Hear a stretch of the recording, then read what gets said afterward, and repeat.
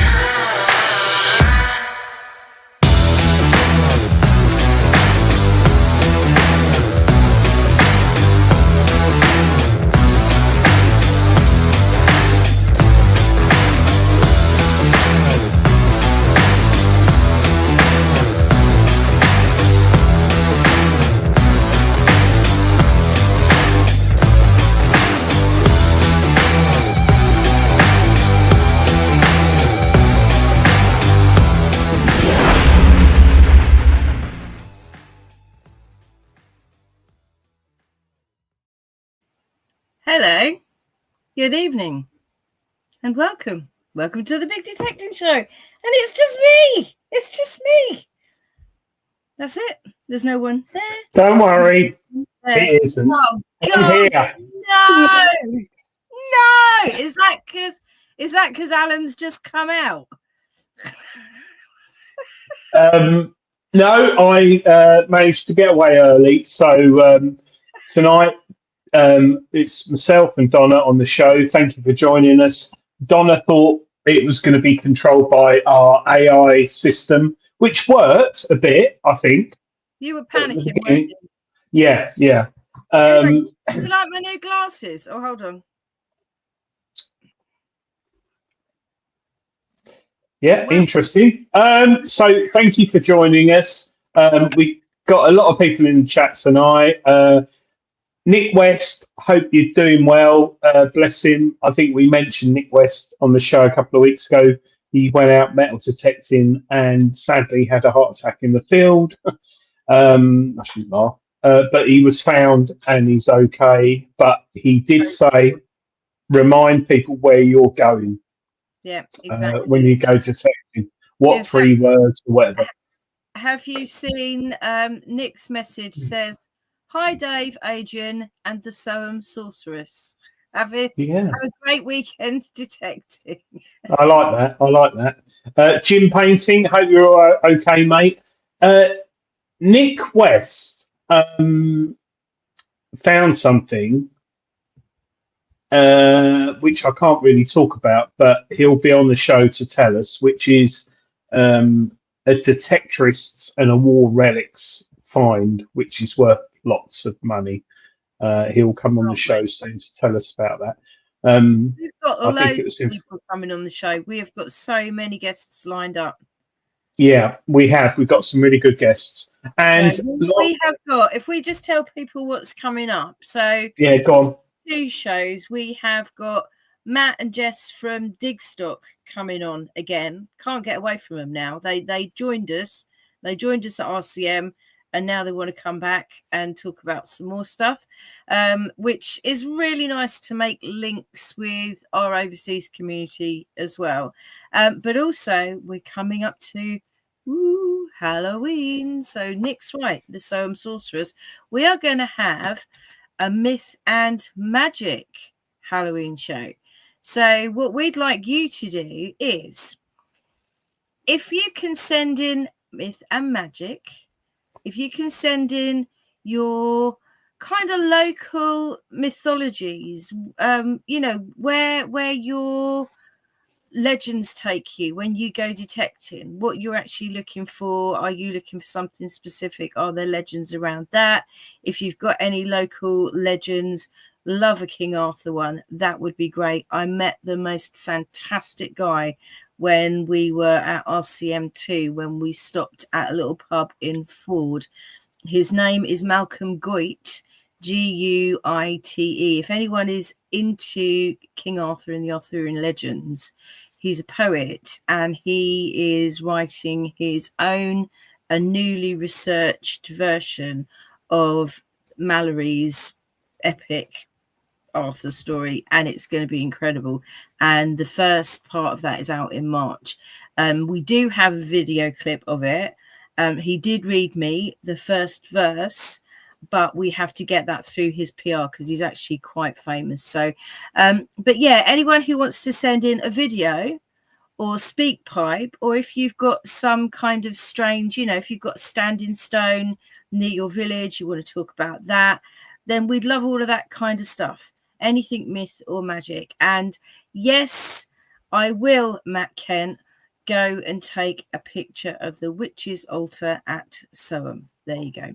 So, Donna, even though we did have a hell of a lot of witches in Essex, so much so that, Rylan, the Big Brother bloke, is doing a programme on Channel 5 about the witches of Essex soon. Is he? Yeah. I think Channel 5, Channel 4, something like that. Rylan, the Big Brother one. Be good. Actually, I'll probably get him on the show because he only lives down the road. But that would be so fun. That would be so fun. We'll do it. I found. Do you remember that chicken's foot I found? Yes. Yeah. And the Paz have recorded it, and it's the only lead chicken's foot they've got on the Portable Antiquities Scheme database, and they think that was linked to witchcraft, which is a bit of a weird thing to dig up. That's the first target I found with first find I found with the Manticore. That was about 2 years ago. And then literally 5 minutes later, a hammer come up. It was a powerful machine. It was. But yes, I'm back now. I was in Dunkirk last week. Apologies for the drunken video that I did on the live show. It was brilliant. With my son. I'll come back with a few. Do you want to tell everyone what happened later, or would Tom rather you didn't say? Well, Tom's not here, but my son, we frequented a lot of French bars near Belgium, drank a lot of strong beer, and he was sick in the bin in the room in the morning. But what I did find, I was very fortunate out there, those who are interested in World War II, the landowner said I could detect on his land where we stayed. And interestingly enough, I was chatting to people out there, trying to chat in my sort of French. There was a story which really got me. There's a lieutenant colonel from, D Company from Band of Brothers, the film. Yeah. And Robert Lee Wolverton and he said to his troops, "We're going into Dunkirk. I want to be the first person to have my feet on the ground." So he jumped out the plane first. It all went wrong, and he landed in a tree near a church, Saint Com de Mont, which is sort of Normandy, and he landed and got stuck in a tree before anyone else. And the Germans found him. They put 162 bullets through his body and used him for target practice, and also put bayonets in him and like messed him up totally. But when the English or American troops found him, he had hardly anything on him. So they took his guns as a souvenir and all that. Anyway, cut a long story short, I'm in a little cafe in Normandy with Tom and this other guy who was with us. There's a French guy there, Special Forces French, in his 40s. He's like proper meathead bloke. He metal detects the whole area, and he found the bracelet from this Robert Lee Wolverton last year in the field, and it had bullet holes through it. I've got a picture of it actually. I'll share it because it's quite interesting. Because this is where it goes wrong. Is that going to go into a museum?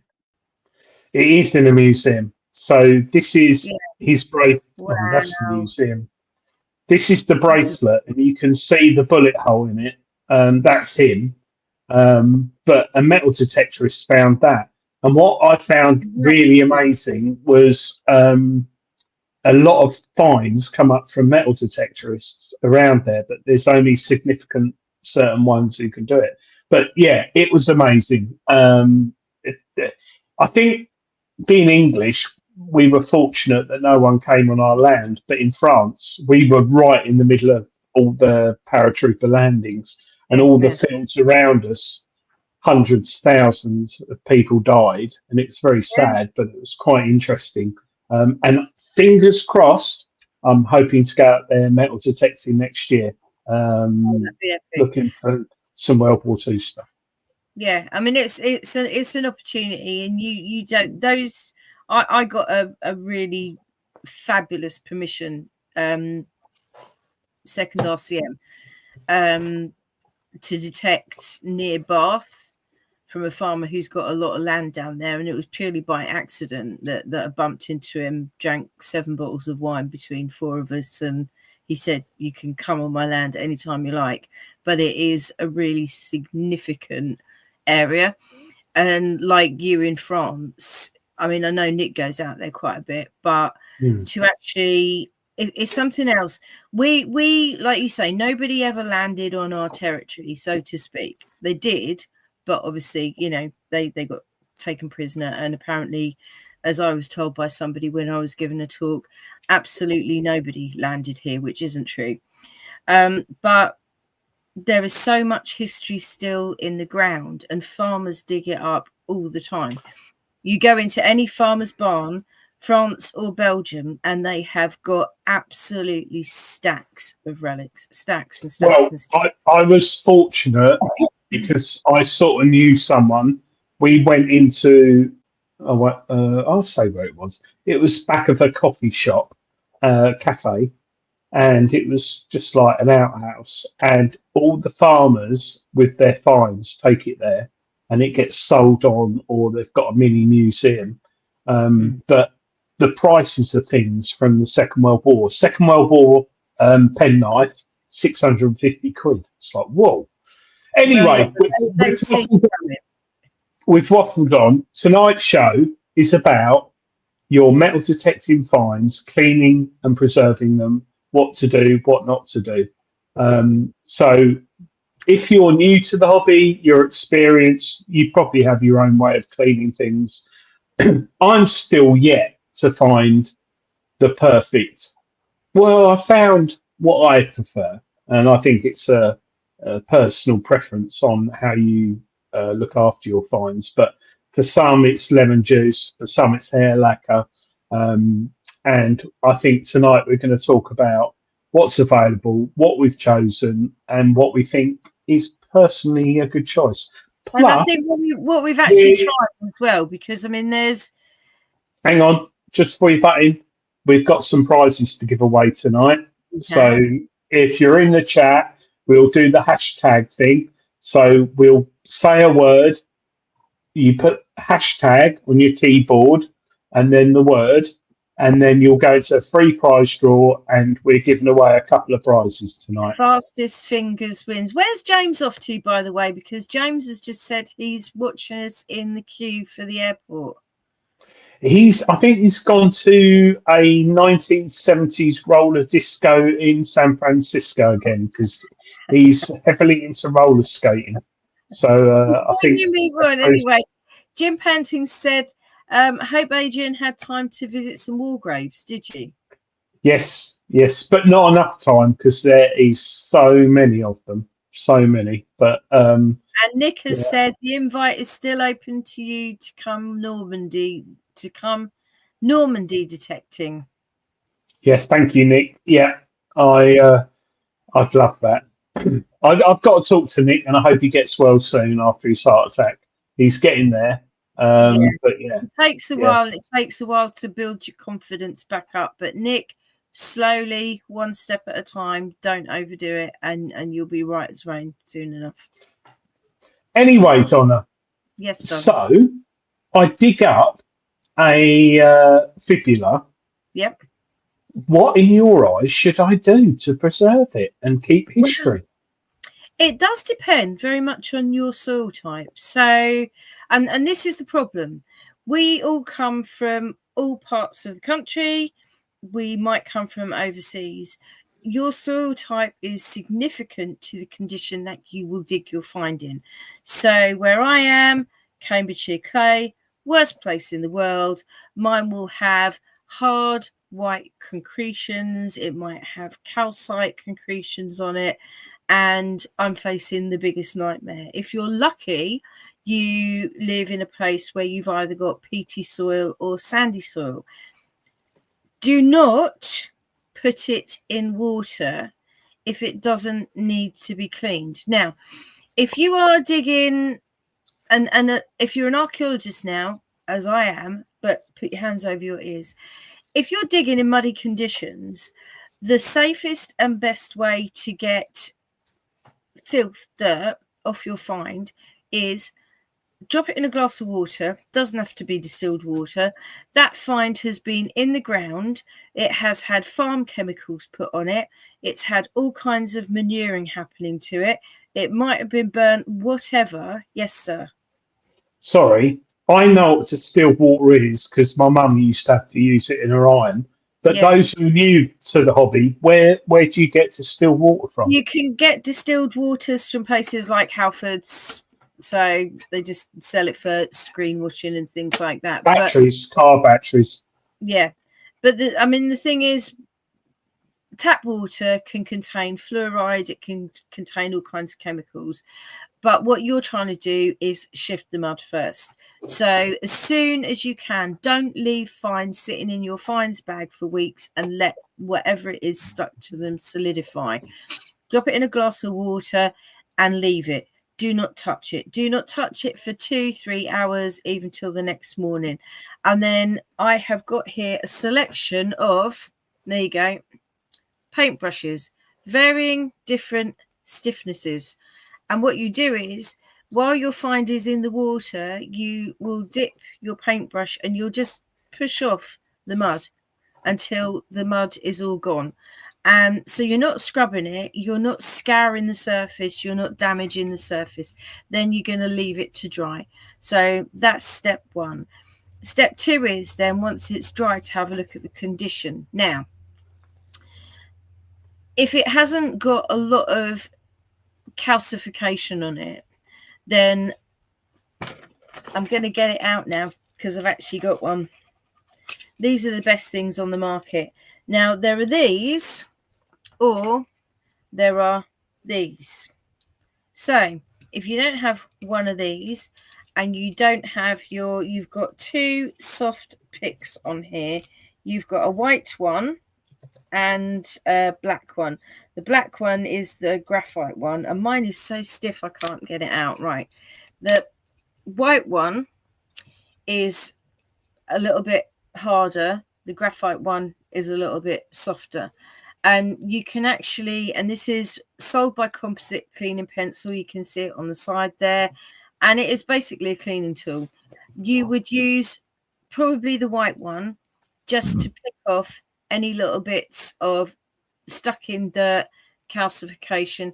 You can do the same with a toothpick. Now, if you're working with something that is very precious, looks very nice, the toothpick is actually quite soft. So these little bamboo toothpicks, they go kind of blunt at the edge, and that's actually quite kind to your coins and your artifacts.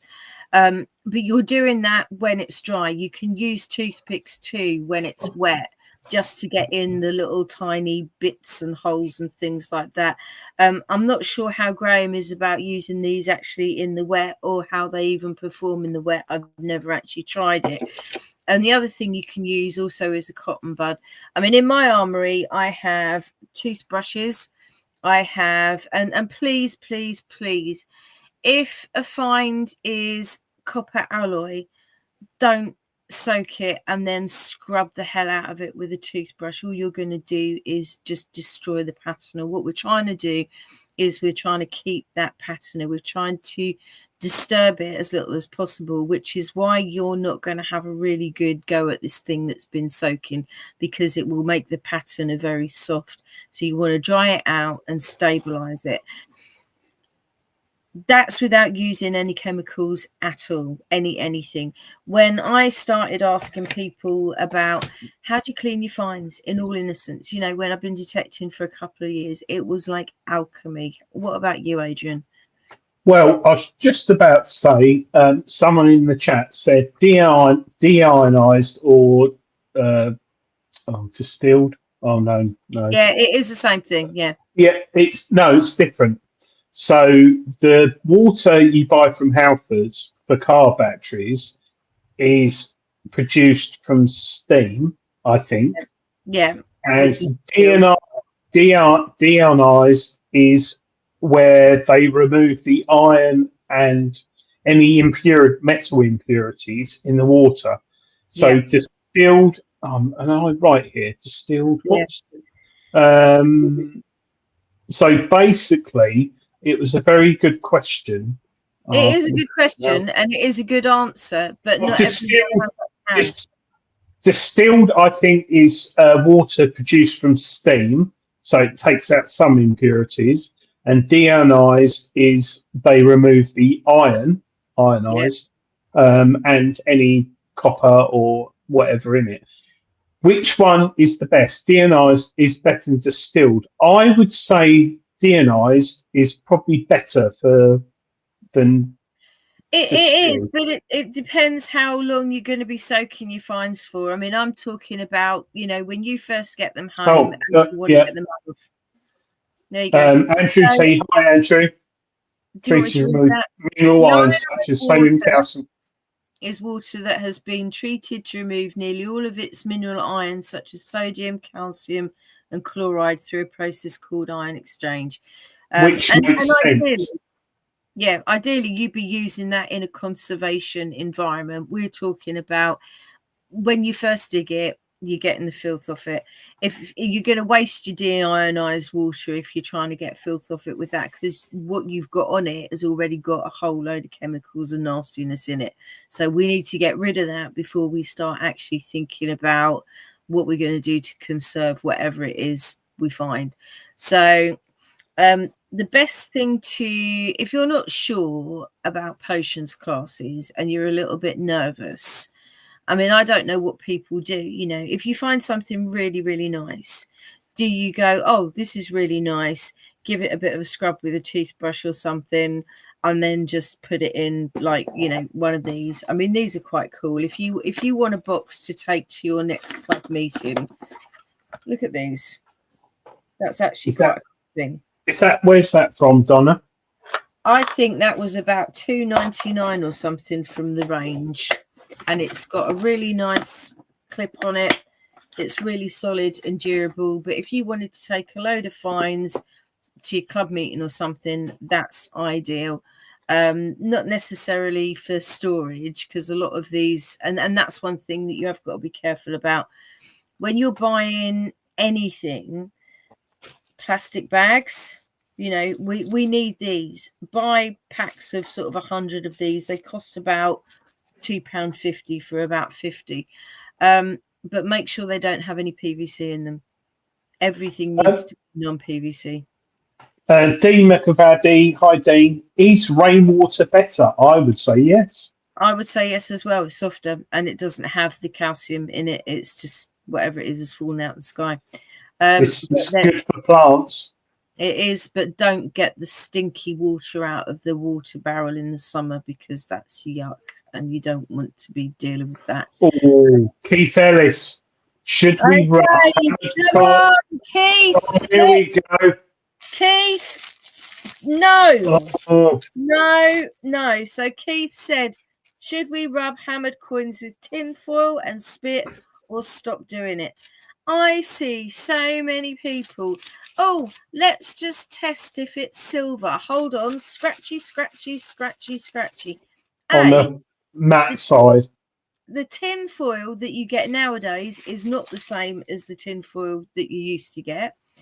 B, no, you're going to scratch the surface of your find if it is silver. Experience is going to tell you just by looking at something if it's silver or not. The signal that you get off your machine will tell you if it is silver or not. If not, just shell out a few quid and get a silver testing kit. Simple as that. I've got one of my first hammers here, and I think it's here. It's many years ago. And Dean said I just put the coin in the foil with a bit of spit or warm water, and it was. I could have rubbed that to death with tin foil, but I didn't. And I have done a few since, only to identify them. But I think one of the key things to remember is, especially with coins, is if you can research it, look at the coin.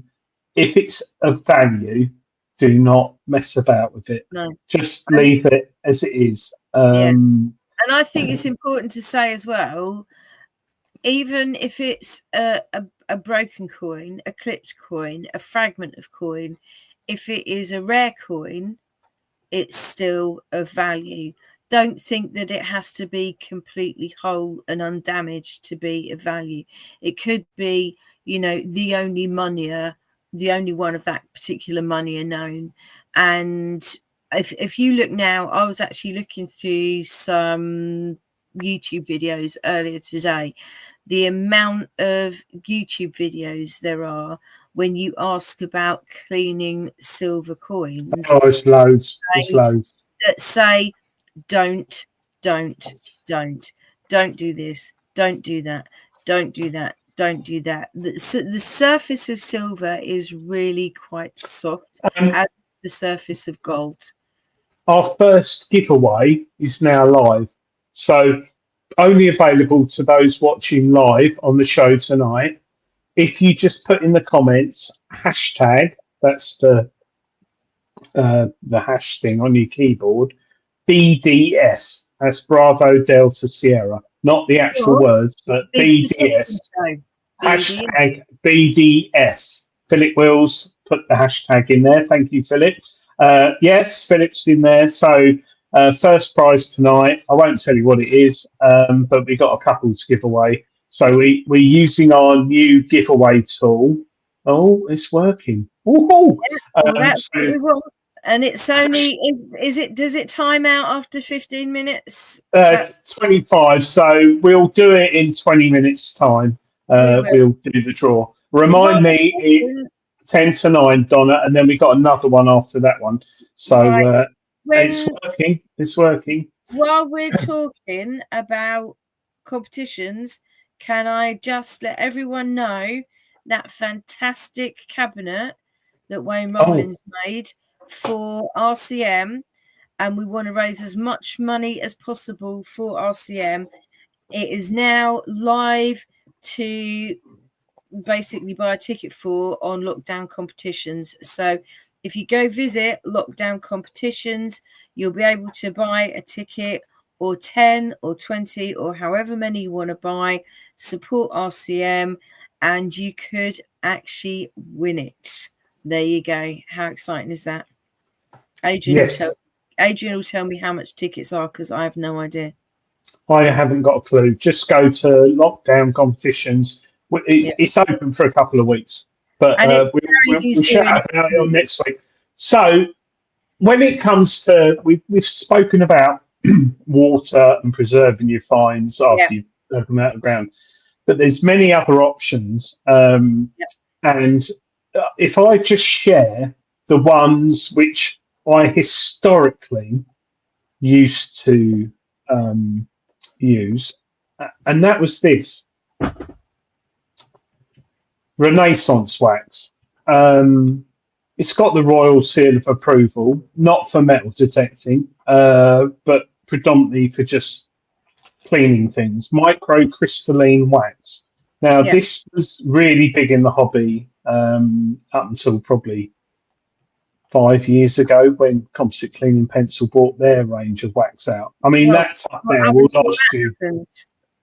Yeah, I mean, that a lot of people still use to this day. Yeah, and then you also got this one, which was another one which I used to use, and this is for polishing your coins.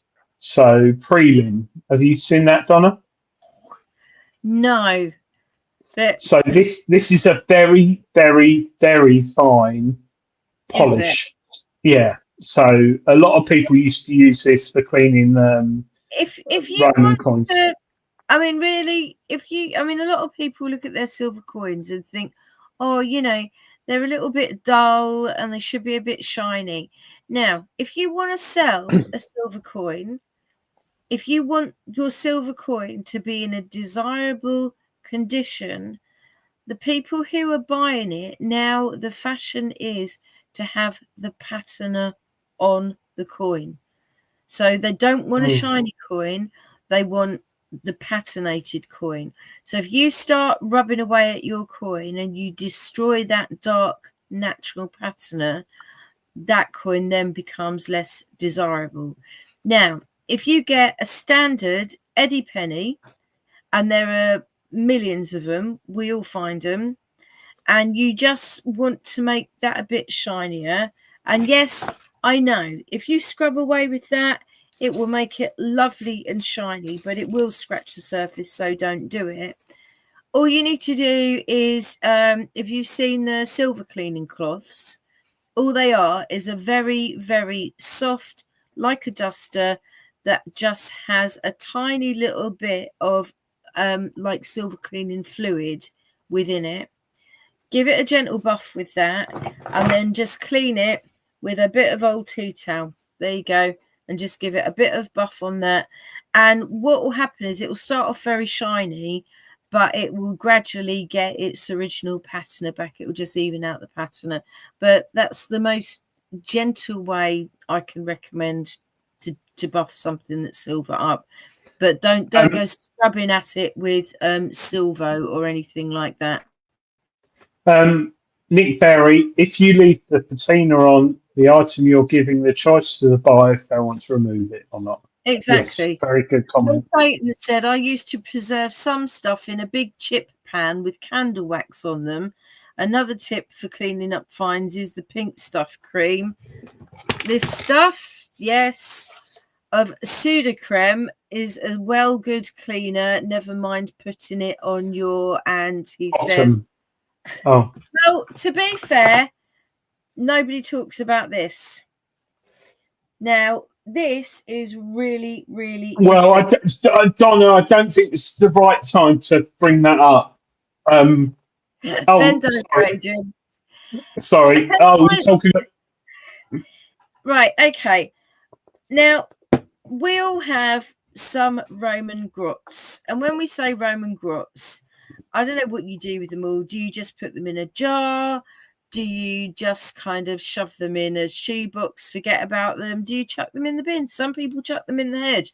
Roman grots, are they grots or not? And I will actually do an article at some point in time. I'm a bit half the way through it for Treasure Hunting magazine that explores ways of turning what you would call a Roman grot into a very presentable Roman coin. And this can actually help with that. So there is a way, when you have a really cruddy surface on a coin, there is a way that you can use Vaseline as a sealant to hold water in. So basically you wet the coin, you soak it in water, you then put a really thick layer of Vaseline all around the coin, and you just leave it for about 2 days. And then you get your little toothpick like this, and then you just start to see where you can actually pick away. What happens is this seals the water in. The water then lifts the crud off the surface of the coin, and you can start to gently with, and I would use a cocktail stick just because it's softer, but just pick off the surface. It's worth a try. If you've got a grot, what else are you going to do with it? The other thing that you can actually do is, believe it or not, there is a use for these. Now, I bet Adrian, I bet you were going to show us one of these. You've I don't know if you've ever done a coin with corn silver. There it's coated in a sticky black tar. Same Donny, you've frozen. Very cruddy. Hello, Donna. Hello, Donna. Have I? You've frozen, no, you and your voice. No, I have. Am I back? Just quickly, whilst your broadband catches up, Matt Kent, drink a glass of spiced rum with lime and Pepsi. Can you put in the chat who's frozen? Is it me or Dave? Adrian, sorry. Dave's at his Kindred concert. I think, yeah, Donna, you've frozen. So just a quick one from Matt Kent. Drink a glass of spiced rum with lime and Pepsi Max. Lick the coin whilst turning anti-clockwise, clockwise if in southern hemisphere. Put on the windowsill on a full moon and it will look great. Now, Matt, I am interested in things like this because there's a couple of books I've read with bizarre things like this, and I'm going to give it a try. We'll wait for Donna to get back. I don't know where she's gone. I think she's got interweb problems. But gym painting, BDS in lowercase, it doesn't matter, uppercase or lowercase, we'll still get it. So we're going to give the prize in 10 minutes. So that's the first prize for the show. Donna's disappeared. Yes, thank you, Philip Wills. Hashtag yes, thank you. Donna's frozen. She's now back. So here we are. Donna, I better try that fast. Do you know where I got to? You had a couple of bits of metal and you were waving them around. Were you going to show one of these? No, Adrian McStraw said put some Vaseline on your camera. It will free it up. I'm so sorry, guys. But you know this magical thing called digital? We've got a railway next to our house, and they've obviously digitized something on the trains. And every time a train goes past, our TV signal drops out. Well, so maybe you should get a internet TV rather than an aerial.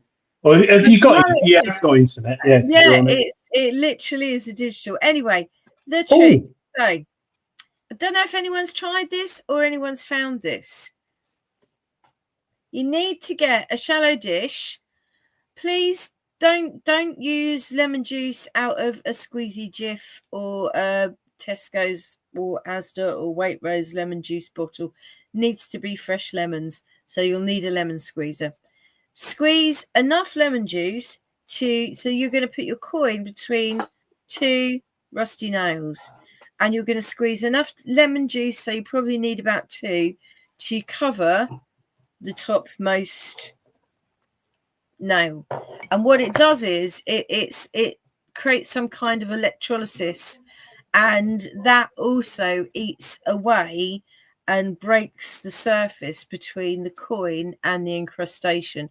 That will actually, and I've done it myself, it will actually safely remove horn silver from a Celtic silver unit, but it will also remove incrustation from what we call a Roman grot. So, and it's a good tip. If you'd like to try it, pick something that you think is impossible to clean and give it a go. You know, what are you going to do with it otherwise? And you might uncover some real gems in your collection. Now, when you do that, importance is that anytime you use a potions, that stabilizes. What's best to clean? Aluminium. I found a hoard of the stuff on a group dig on the weekend. I think they're called coke tins, Jason. No, there can be. There's certain aircraft parts that are aluminium. There are, and that would be something like Autosolve or something like that. Yeah. Oh, I just about to say that. Autosolve. Yeah. Black and gold tube used for cleaning chrome bumpers if you own a car pre 1974.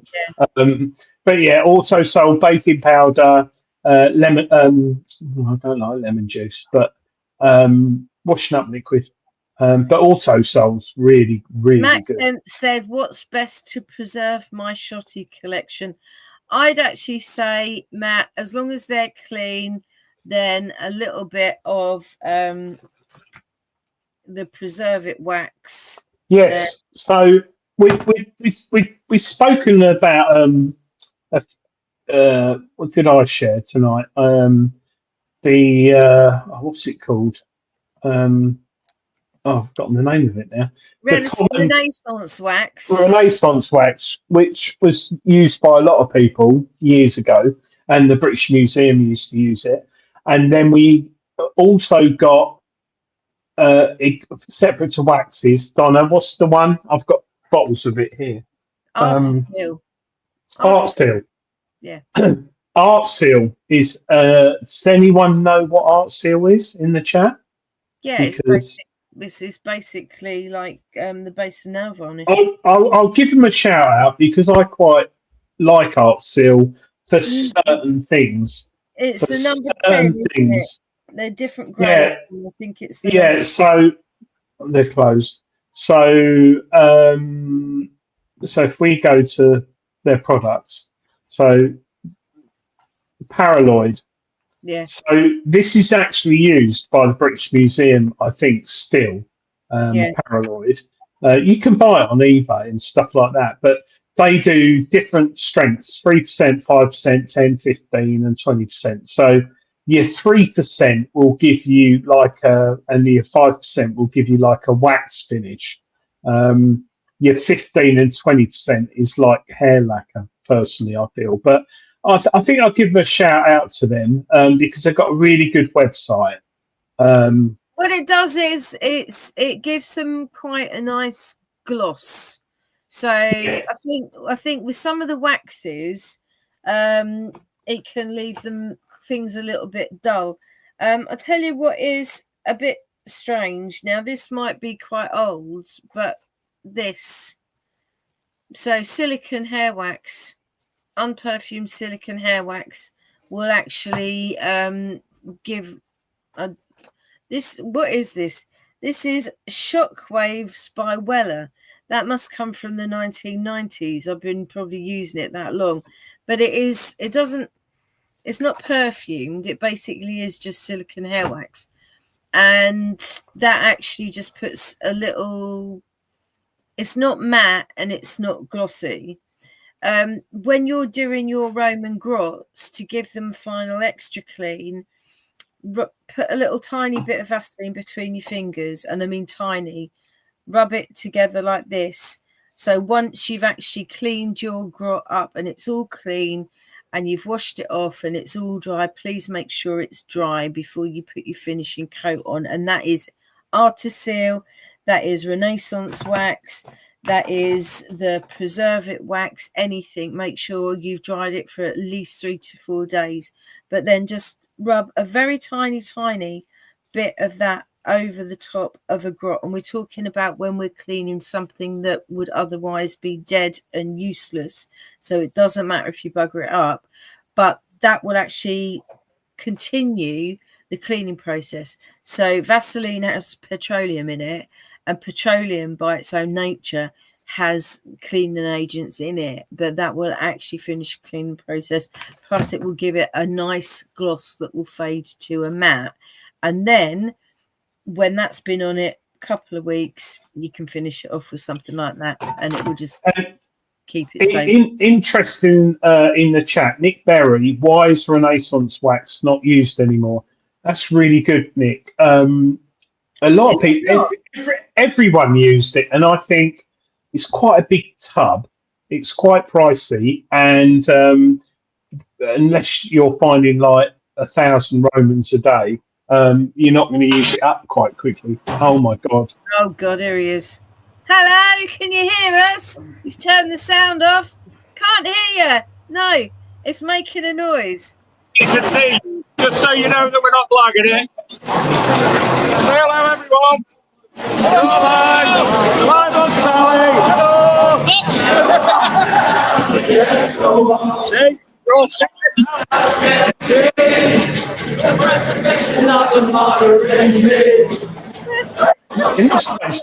It looks like it's got Jimi Hendrix next to him. What's the silence, people? So, have a nice show.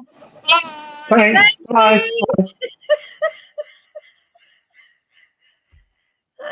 That was mint. That was quite weird. Anyway, going back to Nick Berry's question, Dave's at a concert with his son, with Jimi Hendrix. Renaissance wax. I don't know, Nick, but I used to use Renaissance wax. But since I've got the composite clean, Donna, show us the composite cleaning pencil. And I think this, we all know composite cleaning pencil, and if you don't, you should, because it's by a detectorist for a detectorist. So Graham has. It's scentless. It's not greasy like Vaseline. But it's cheap. I would say it's cheap. I think it's a good price, and literally that will keep you going for at least 5 years, I think. If people still want to use Renaissance wax, I know Regton sell Renaissance wax. A few of the dealers actually sell Renaissance wax, but I mean, look at that great value trio pack: composite cleaning pencil, refills, and Preserve It wax, £15.50. I'm going to put that in the chat because that is so cheap.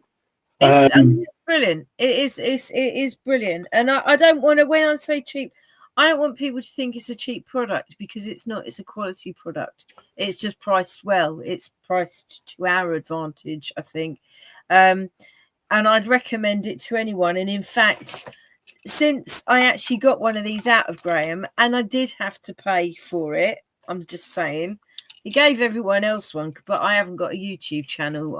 I'll just do this. But because I had it dangling from my belt along with my QR code, a lot of people, I was showing it off at the last RCM. A lot of people saw it and were asking me how it works. So, Adrian, over to you. How do you use your composite cleaning pencil multi-tool? Well, I could go into detail because it's got lots of different bits on it, but for me, when you pull up a Roman in the field and it's covered in clay or dirt, I just brush it off with the brass one very carefully. The little pick tools on it I like, because if I've got a crotal bell and I want to see if it's a ringer in the field, which you don't straight away, but they carry a lot of mud in there, I use that. There are the little tips for cleaning coins, but personally I prefer the pencil. But it's a great little field tool. It's like a Swiss Army knife. You know, you've got 11 tools in there, but you probably only use 2 or 3 most of the Since time. I've had it, I've actually used it. So I've only had it for a couple of weeks. What I would like to see on it is a corkscrew and a bottle opener. I said That'd be that. good. I said that, and you shouted me down. I Right, said, yes, but yeah, we had a really nice suggestion from. Well, it's not a suggestion; it's a piece of advice from Nick. If he says Adrian, he's not talking to me because he knows I already know this. But if your find has come out of the sea, we got to do the draw. Sorry, we got to do the draw. We have. It's 2 minutes over. Soak it in fresh water to remove the salt. There you go. Adrian's dipping in now. I've got to share screen. What is it? Oh, here we go. Here we go. Right, here we go. The first prize.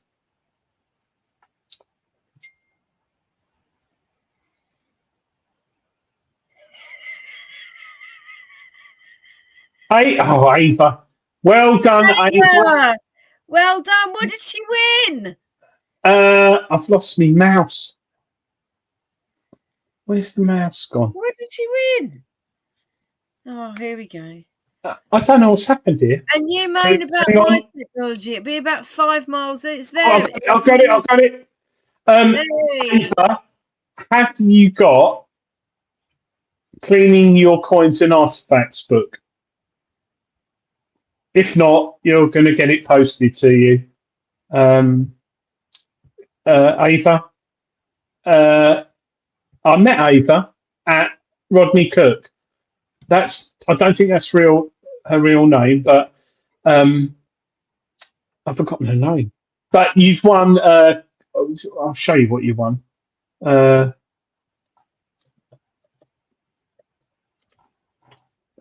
basically share it.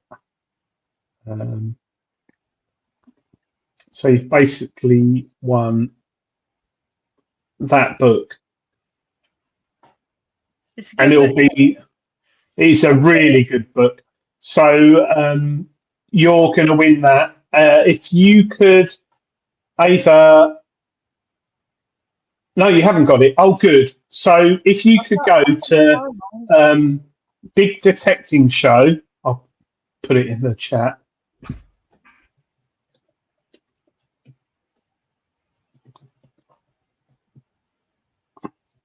Donna? Yeah, that's my bottom. I'm still here. All right, I was looking for my book. I couldn't find it. Yes, darling. Oh, by the way, Matt Kent, I did say to message the show, but if you email me, if you've got a pen, museum@soam.org.uk. That'll come through to my inbox. So museum@soam.org.uk. Ava, it was very nice to meet you at Rodney Cook. She's such a nice lady, and I think Dave embarrassed us because he went over to her van at 11 o'clock at night and asked for chocolate. But yeah, if you can go to our website. Could he smell it from the other side of the campsite? Well, he got hungry. Yeah, if you could go to bigdetectingshow.com, go to our contact page, put your details in, and I'll get that posted out to you tomorrow. Brand new, spanking new copy. We have got another competition as well. So we've got Adrian's Wall in a minute too. Oh God. So if you now go, it's not BDS now. It's now. Why is that not working? If you now type in hashtag CO. Oh, thank you, Ava. It was nice meeting you. It's very nice meeting her. She's very nice. If in the chat now, it is facing you right. Hashtag COMP, Charlie Oscar Mama Papa. COMP. TC to text is getting banned again. Philip Wills has said coin. No, it's, and this is a really good prize. It's a bit bigger than the last one. We haven't actually met. We should actually mention metal detecting news. Yes. PC is all over it, and he's not just bringing us British news, so British detecting news. He is bringing us news from across the world. So if you subscribe to the metal detecting news,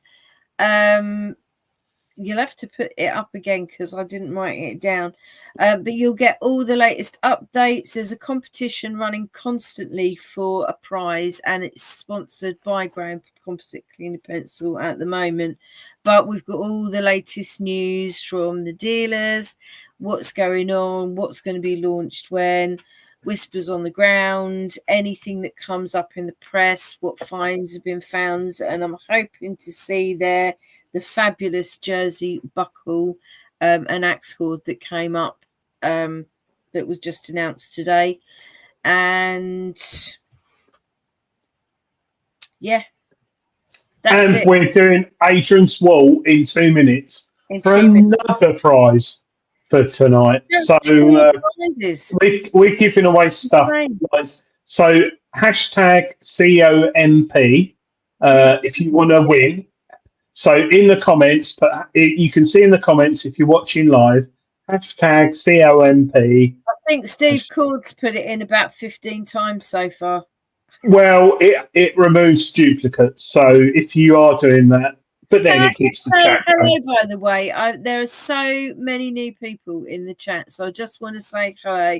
I've seen Christopher Golding. Has Kevin Allen been in before? Aaron Hides, I haven't seen you in before. Steve Cord keeps popping up, but that's because I know he's a big fan. Wayne Maddox, I haven't seen in. JP Cars, I haven't seen in. Stocky Stocks. And don't forget, if you're watching, soon we're going to be giving away a Nocta Legend 2. So if you're in the chat tonight, we're giving away a Nocta Legend 2. Colin Heyman.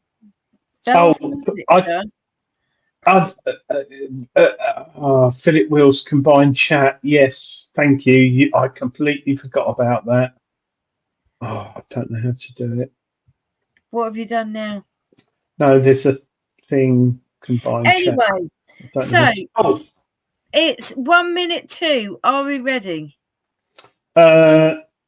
Yeah. Yeah. So we'll do Adrian's. Rules. So Adrian.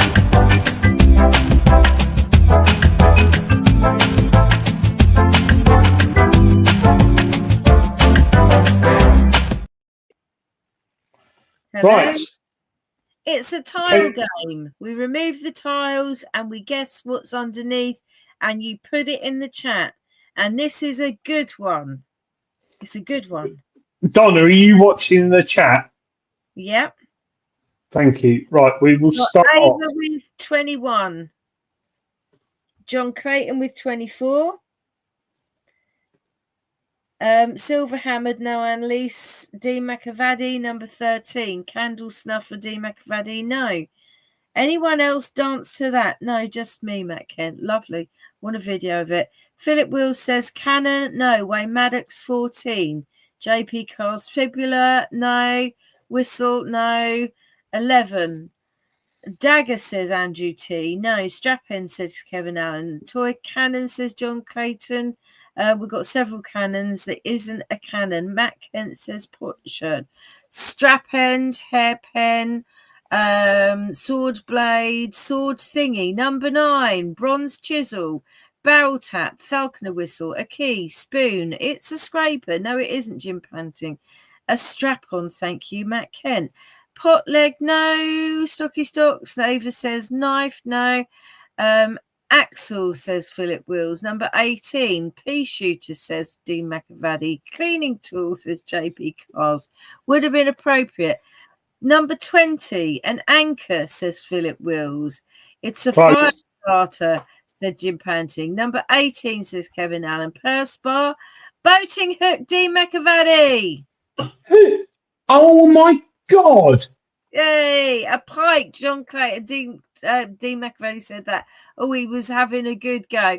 latch, said Nick Berry. We've got lots of boating things coming in now. So, yeah. It's an iron boat hook with upright spikes and skirt hook soaked. Oh, anyway, it's Roman. Do you want me boat to hook. read it? Yeah, go on. It's an iron boat hook with upright spike and curved hook socketed for wooden pole handle.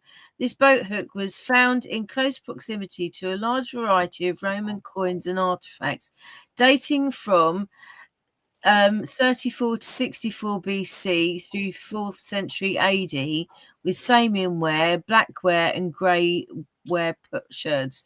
The item was found next to a fully documented Roman site, and it is at the opposite side of a field to the supposed site of a Roman jetty in an adjoining river. This hook is very similar to the one in the British Museum under registration number, and then she quotes particularly the very gentle curve to the hook. There you go. Thank you, Donna. So I thought it was quite amazing, actually. It's a good one.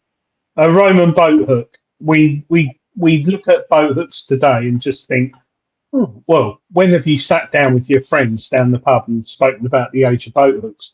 It was probably a year ago for me. Does Dean win a prize for winning that tonight? Dean does. I think he won last week. I wasn't here last week, the week before. So, Dean, we got your details. I'll make sure it's a different prize to what you won last time. So you will get. He's going to have the whole collection of Green Knight Publishing by the time he's finished, isn't he?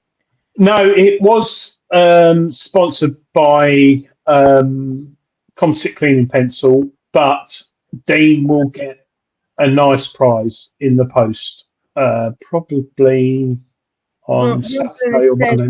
Scrap bin then. It's worth at least 20 quid. So it's worth watching the show. So thank you very much. Anyway, I think it's nearly time to draw the second prize. It is. Before we do, we've got lots more things to talk about in terms of cleaning and gadgets. But if anyone's got any questions, also pop them in the chat and I'll look out for them. You're typing away. Has everyone entered the competition who would like to? That's what we want to know. I was just saying 5 minutes to win our prize tonight. Put #comp in the chat and you can get another free prize we're giving away tonight. We've got a few more entries than the last competition, but I'd like to see a few more. You can put it in 10 times, but it will knock it down to 1. Talking of metal detecting, because this is what the show's about, before I ignore the fines, XP stereo, they're talking about stereo sound on. Wait for it. It's coming. Well, what are the benefits? We predominantly work in mono, even though we've got 2 headphones. They're producing a mono signal for us. So what are the benefits of stereo, one thinks? Well, personally, I think it could be, I was talking to you, Donna, I think about sound, and as we get older, we lose the high tones. Yeah. I was writing an article for the magazine on this. So I think going forward, this could open up people's ability to hear targets better. It might actually help people who've got a little bit of deafness in one ear as well. Yeah. I think it's going to be, and you know, XP, their history is sound.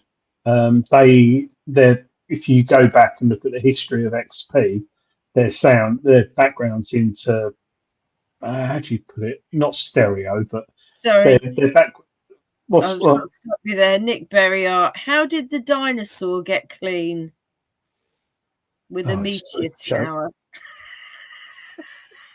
Why has he put what's the answer, Nick? With a meteor shower.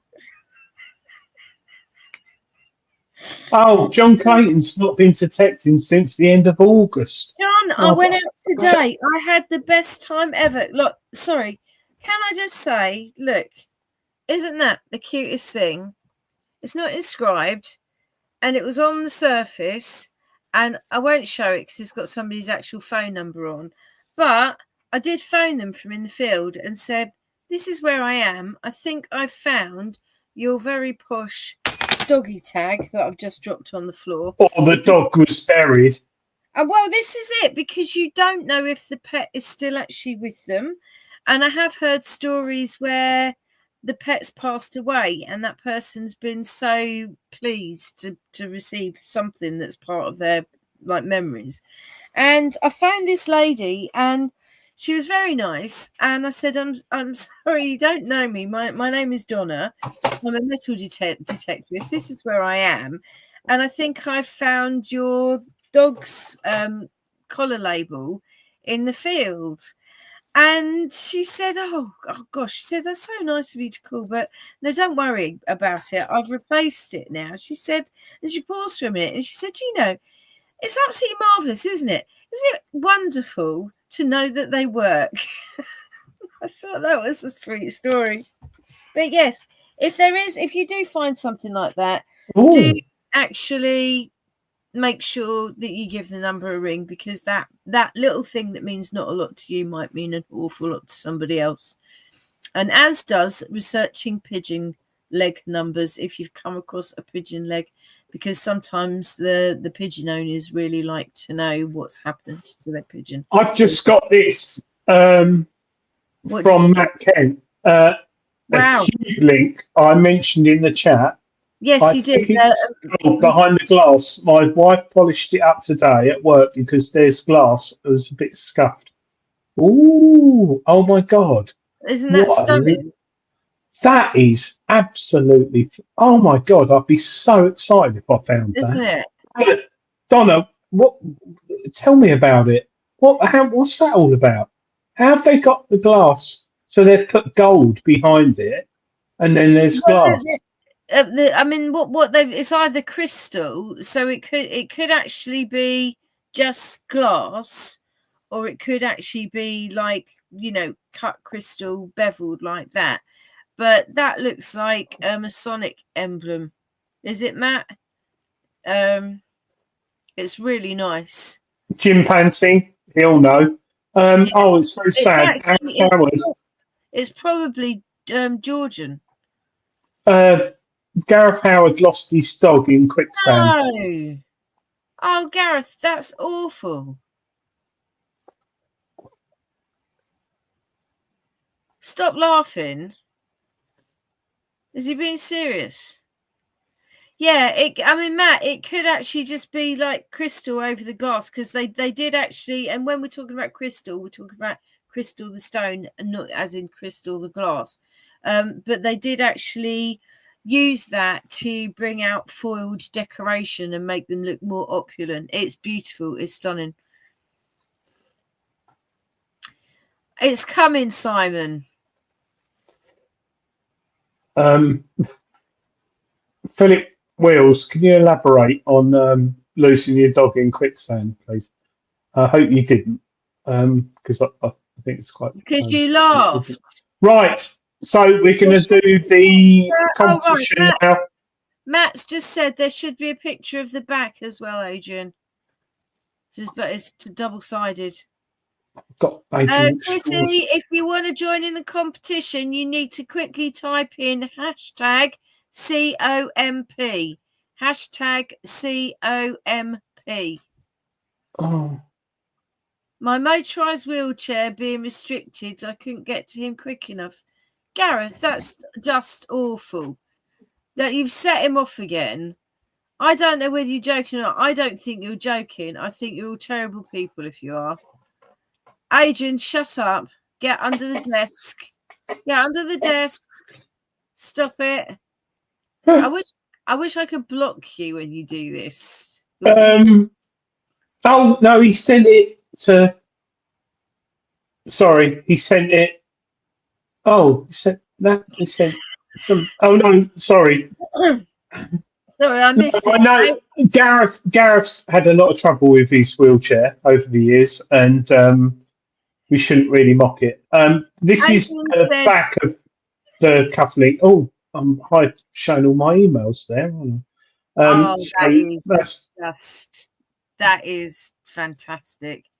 I'll go see if you can find the other one. I mean, whoever had that was a fine, dandy chap, I can tell you, and probably at that time, if you were in the Masons, you were probably a very powerful person as well. I've had other messages, but I think it's through the Book of Faces. Anyway, let's go. Adrian McStraw says, when did you last go down the pub with a jar of Vaseline and say, rub this on as a preservative? Tuesday. I had a jar of pickled onions with me as well. Right, so let's do our final competition. Oh God, I hope it hasn't run out. No. So this is the final competition. So I'll do that, and we'll do the draw. Here we go. And this is for a composite cleaning pencil kit, kindly donated. Keegan, that's not my bloody daughter's boyfriend, is it? No, he's got their name. Keegan, are you in the chat? If you are, go to bigdetectingshow.com, and I'll put the banner up there. I don't know how to hide that one. So Ava and Fisa, if you want to go to our website, click on the contact us page, put your name and address and details, and I'll send the book out to you tomorrow. And Keegan, are you in the chat, Keegan? Keegan, where are you? Keegan, if you're not in the chat in the next 5 minutes, we'll draw it again. I'm gonna try it again, Keegan, because you might be one of these channel surfers like Tony Kaywood. Yeah, you've got to watch out for that chap, Tony. So I'll give you 3 minutes, Keegan. If you're not there, it's not fair. So, Keegan, Derek, I know you're congratulating Keegan. I've got a feeling it's my bloody daughter's boyfriend. He's probably embarrassed now if it is. I'll give him 90 seconds. I can't count to 90. He might. Oh, Keegan! Oh, okay, Keegan. We do it. That's very kind of you. He would have no use for it. Okay. Thank you, Keegan. I appreciate you saying that. So let's do it again. Here we go.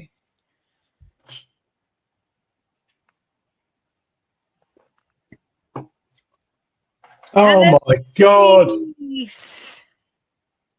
Annalise. What a beautiful dog. That is a lovely dog, actually. I'll keep that up there. That's lovely, that is. Annalise, again, if you've won, go to our website, bigdetectingshow.com. Put your name, address in there, and your mobile number if you don't mind for tracking. Annalise, are you in? Annalise congratulated Keegan. So thank you, Keegan. Really appreciate that. So Annalise, pot, doesn't it? Always goes to pot. As soon as we mention competition, just completely. It's very complicated doing competitions because sometimes people. Right. I don't have buttons to press. Anyway, so we do have a couple of questions. Stop it. Gareth Howard. Is this for only YouTube and not Facebook? No, it's both. So it's putting in both. No, Matt, I haven't been to the altar yet, but it's the Halloween show in 2 weeks. I promise you a photo. I promise. There you go. All right, Annalise. Just go to our website. Very similar to my old dog, Sandy. Stop it. You're just doing it on purpose now. And Matt can say, I hope it doesn't disappoint Matt. So, talking about stuff, and I asked some questions. So, John Clayton has actually asked, and it's a really good question, and I meant to write it down. How do you stabilize bronze rot? Okay. Does anyone know what it looks like? If you find lovely axe heads and they look beautiful and shiny and clean and wonderful, make sure you don't get them wet for a start. Bronze has a tendency, a bit like sheep, to want to curl up and die. Keep it as dry as possible. If it's not dry when you find it, dry it out slowly. And then you need to protect it from the air once it's dry. You need to wrap it in acid-free tissue paper and store it in airtight containers and separately. If you start to see verdigris or green patches bubble up on the surface, that's what's called bronze rot. Now, if you've got bronze items together and one item has bronze rot, it is infectious, and that bronze rot will spread to all of your bronze items. So please do keep them separate. Now, the only way to get rid of bronze rot is actually, you can get it treated by professionals, but there is a chemical, and I can't remember the name of it, but you basically boil it in a chemical. It's not unlike bicarbonate of soda, but you'd have to look it up. But it does actually stabilize it, but it won't. There's no way of restoring the damage, and the basically the disease eats into the surface of the bronze, and I've seen it happen to the most stunning collection of axe heads. And I told the landowner, you know, your axes have got bronze rot, you need to get them treated. He's a multimillionaire. He can afford to get them treated. You need to get them treated. I think I'm now in my 6th year of you need to get them treated, and they still haven't been treated. So from some beautiful, perfect axe heads, they are now looking very crispy around the edges. It's very sad. Can't do that. Thank you, Donna. Yeah, so make sure if you just keep them separate. If there's any sign, keep them separate. Seek professional help. And your flow can tell you as well who's the nearest person who will deal with that. Nick Berry's suggesting that who is it?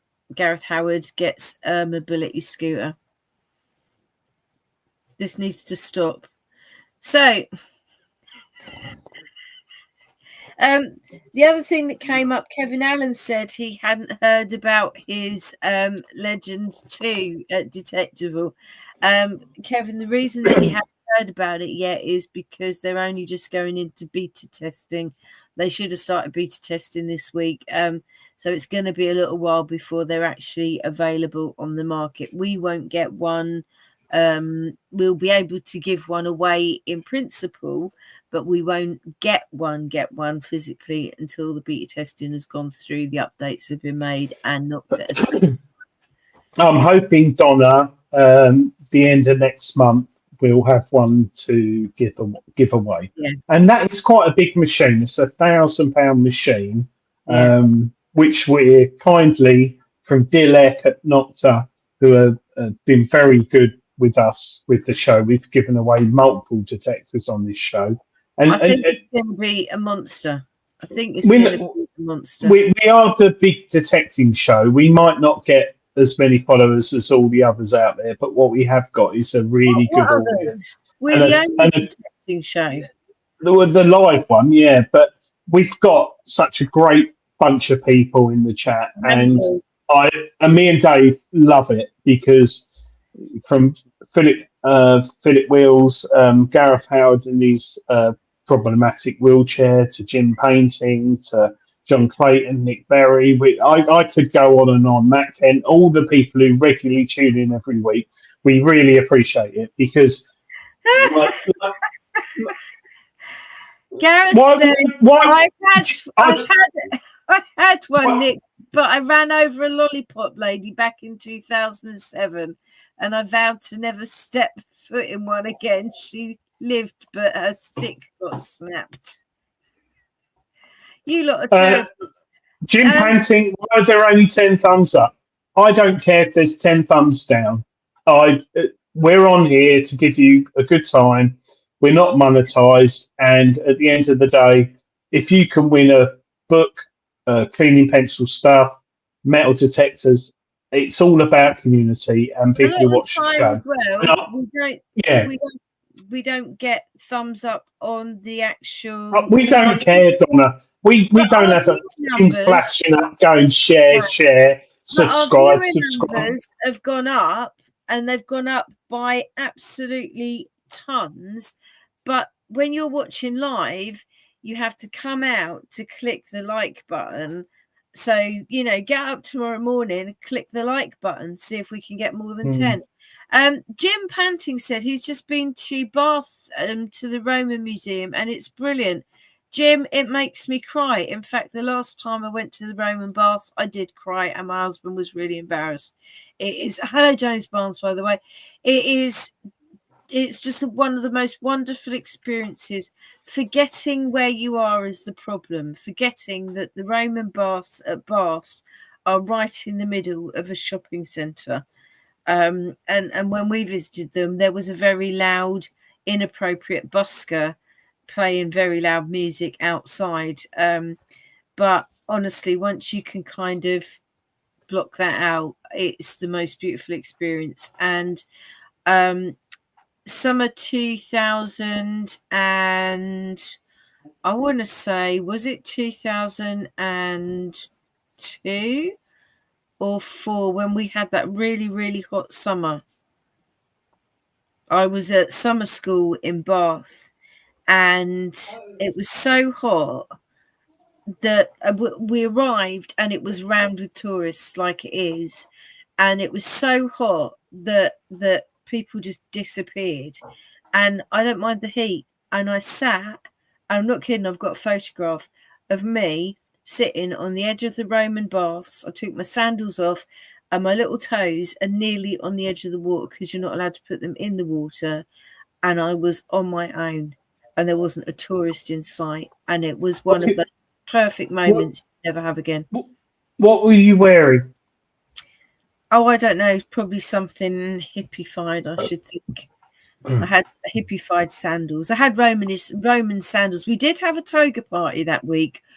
That was an experience.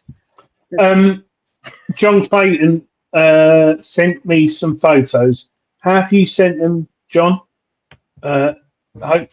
Email or Big Detecting Show. Adrian at Big Detecting Show. So we've got questions about when Dilek's coming on. She is going to come on when they actually properly go live with the Legends shoe. Steve Cord said he won the Legend before and he still uses it.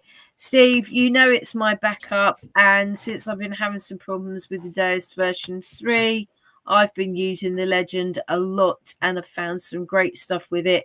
But today, went on my medieval field, finally mastered the version 3 and found some super cool stuff. I found the tiniest little spectacle buckle.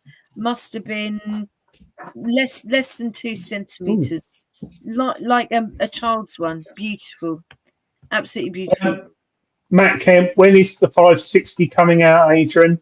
I think next month, just before Christmas. So there's the 560, the 460 and 360, but the 460 and 360 will not be coming out till later next year. This is their premium machine. It's a hard one because I quite like the Vanquish because it was an underdog and it looked a bit clunky. But I'd say this is up there with the Xterra Elite. Xterra Pro, which is about the same sort of price, but you've got more tones. So, do you think it's going to outperform the Vanquish? Yeah, definitely. Yeah, it's going to be a wicked machine then. Keith, For the money, yeah.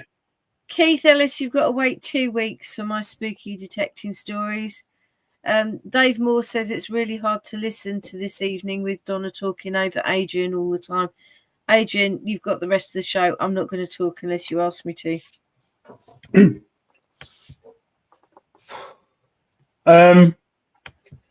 Good luck if you're going out this weekend. I think this time of year, for me, in the garden, it's a nightmare because there's leaves and apples everywhere. But I think get out there now. Beautiful weather, especially this weekend. Sunday for me is a bit of rain. The fields are getting ploughed. Raked for some of us. Get out there, take the machine. Don't mess about with the programs. Just turn your machine on, go out there and enjoy detecting. And if you find something, you find something. If you don't, you don't. But at the end of the day, this hobby, which I'm finding more and more often when I talk to people, they're all so interested. And part of me sort of doesn't want to say how good it is because it's like a hidden gem. We get mocked in the hobby, geek, bearded bloke, like in his 70s, smoking a pipe. But for me, it's my little, well, it's my job. It's lovely, but I think go out there, enjoy it, and share your finds. I think I didn't mention actually. I never mentioned this on the show. I don't think. This month's magazine, it's got a lovely lady on. What's it? Got a lovely lady on the front.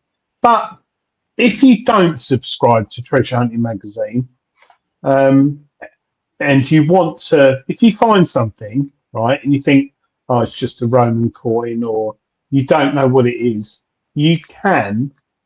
Oh, I can never ever do this. What's that in there? Trade point, B&Q. Oh, here we go. So if you subscribe to Treasure Hunting magazine, you probably get this every month, which is just what people find. But there's a little QR code there that you can scan. I'm not showing it, am I? And if you don't subscribe to the magazine, go to treasurehunting.co.uk and there's a bit, if you scroll down the page, to submit your finds. And you could submit your find, it will appear in the magazine. And if it's something you think, oh, it's of interest, we'll contact you and potentially write an article on it. And you could have a whole page in the magazine like we do, like this month. Some people just submit things. But anyway, Donna's shut up.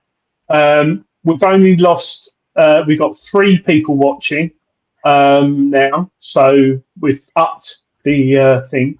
But no, Donna, thank you very much for joining us tonight, because Big Dave is Dave's at some rock concert watching Christ knows what, because Skindred. He's having a lovely time. He messaged me. He was dead proud that he got the whole crowd to say hello to us. They were a bit confused. I think. I'm not here. How do I stop these banners? I don't know. But I'm not here next week, but we will be here. So, Keith Ellis, the Halloween show is in 2 weeks' time. Matt and Jesse are on next week. And then we will have we've probably got about 12 different guests lined up to choose from for the rest of the year. So we're going to smash it well into next year with guests. And more people want to come on, which is great. And thank you to everyone who I met at the rallies who said, yeah, I'll come on. Yeah, top people. Top people. Thank you for watching. Thank you, Donna, again. Lovely show as always. Yes, thank you. It's been wonderful. We'll be back next week. Thank you. Good luck if you're out in the field this weekend. Take care. Good luck. Bye. Good night. I've got to press the button.